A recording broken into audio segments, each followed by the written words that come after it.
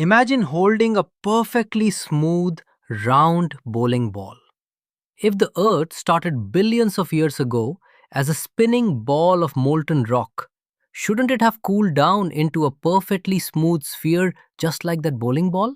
Why do we have the towering peaks of Mount Everest and the plunging, crushing depths of the Mariana Trench?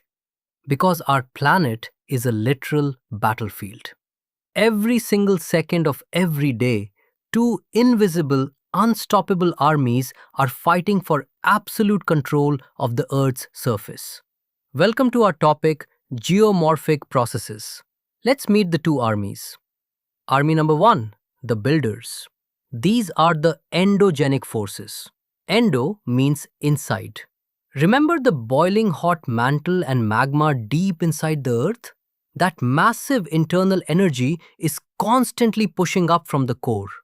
Through earthquakes and volcanism, these forces are continually trying to build the earth up, deforming the crust and creating massive, towering mountains. Army number two, the sculptors. These are the exogenic forces. Exo means outside. These are the elements you feel and see every day. The pouring rain, the rushing rivers, the massive sliding glaciers, and the howling winds. As soon as the endogenic forces push a mountain up into the sky, the exogenic forces immediately start attacking it. They relentlessly wear down the elevated rocks, a destructive process called degradation, crush them into dirt and sand, and dump all that loose material into low-lying basins and valleys, a filling process called aggradation.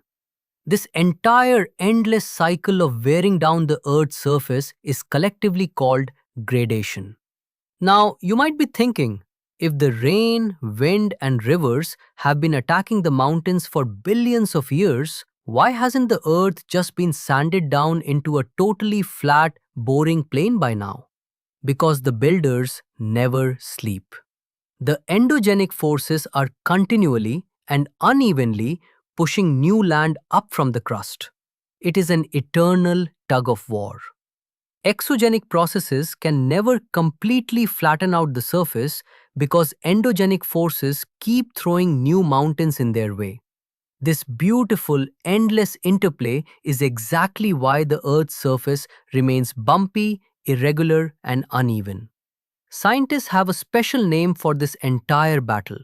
Any internal or external force that produces physical stress or chemical changes to modify the configuration of the Earth's surface is called a geomorphic process.